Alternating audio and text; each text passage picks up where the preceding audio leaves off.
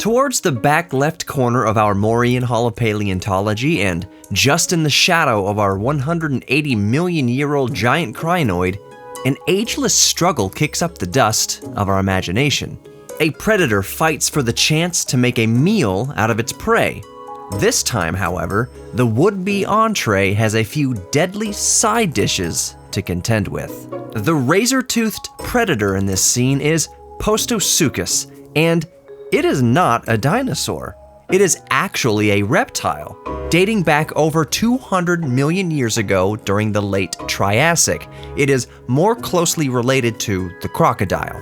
Postosuchus literally means crocodile from the past. Its pointy victim is also not a dinosaur. It is Desmatosuchus, and also lived during the late Triassic until about 208 million years ago. Both of these adversaries roamed what is now modern-day Texas. If I were a boxing announcer, I'd announce the match something like this. In this corner, measuring 20 feet long and 660 pounds, Postosuchus! And in this corner, also measuring 20 feet long and 660 pounds, Desmatosuchus! And I can't really say the next line, y'all are undoubtedly thinking, because I'll get sued. So I'll rephrase it. Everyone, including myself, prepare to tussle! On paper, it is a seemingly even match, but in the flesh, or rather in the bones, we notice a far different set of weaponry for each creature. As far as physical attributes, it is fairly obvious who is equipped for offense and who is built for defense. The casual onlooker could not be blamed for thinking Postosuchus might be a small T-Rex with its similar-ish looking skull and of course those razor-sharp teeth. But of course, we know Postosuchus far predates T-Rex, and the arms are much different.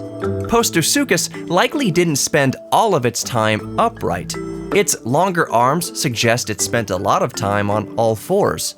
But its sharp, flesh-tearing teeth are obviously evolved for offensive attack. Desmatosuchus, on the other hand, likely walked exclusively on all fours, much like a small elephant or hippo, etc.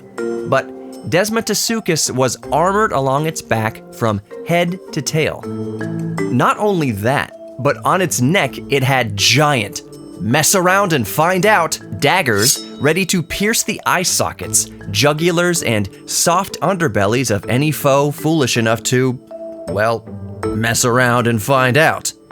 As the imaginary tussle unfolds, we'll just have to use our imaginations to determine the winner individually. But here's my own personal, brief play-by-play. Desmatosuchus is treading some marsh with its head down, grubbing on some grubs, plants, and bugs. A dozen yards or so downwind, Postosuchus has been creeping and sizing it up for maybe an hour, just coming up with a game plan and looking for an opening. Its game plan is to avoid taking a spike through the eyeball and somehow flip Desmatosuchus onto its back to get its razor-sharp teeth into Desmatosuchus's soft underbelly. Or should I say, softer underbelly. Now, in my mind, Desmatosuchus spotted homeboy lurking 59 minutes ago and has been thinking, I wish you would, for 58 minutes. Eventually, Postosuchus's hunger gets the best of it and it makes its move. But Desmatosuchus was ready. Remember I said Desmatosuchus's spikes were on its neck, not its back? For this reason, I'm giving it a slight advantage in this specific fight, at least today. It could swing, maneuver, and aim its daggers, and since I said it knew Postosuchus was coming, it knew exactly where to swing its deadly spikes. I imagine that Postosuchus would naturally try and attack from behind. It just makes sense. But Desmatosuchus is waiting for it and swings its entire neck and torso around and plugs Postosuchus just behind the jawbone. in the soft part of its neck. Postosuchus is stunned and fades quickly from blood loss. Like a samurai, Desmatosuchus flings Postosuchus's blood off its horn, and as it dips its head back down to graze, mutters, "Play stupid games." Now, there's no evidence to suggest these animals could talk, and even less to suggest that if they did, it would be in English. But I bet if it could, it would be thinking something along those lines, at least. At least, in my weird mind. In any case, I bet Desmatosuchus moseyed away with a little pep in its step, knowing the scavengers would descend on the carcass soon, and it doesn't want to leave anything behind but footsteps. But how do you imagine this scene playing out? Who do you think would walk away from this fight? There is no better place to ponder this scenario than to be in the presence of the gladiators yourself. Come to the Houston Museum of Natural Science and let your imagination run wild.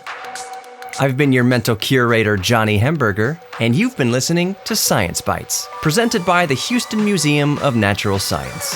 Thank you so much for listening, and as always, stay safe and stay curious.